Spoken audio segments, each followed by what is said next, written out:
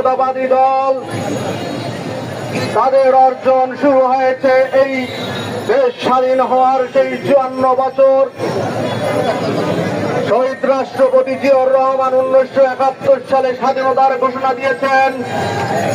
এই অর্জন বাংলাদেশ জাতীয়তাবাদী দলের 90 সালের আপনাদের এই ফেনীতে দেশনেত্রী বেগম খালেদা জিয়ার নেতৃত্বে ওই হোসেন মোহাম্মদ এরশাদের মতো স্বৈরশাসক ক্ষমতা থেকে পালিয়ে যেতে বাধ্য হয়েছে।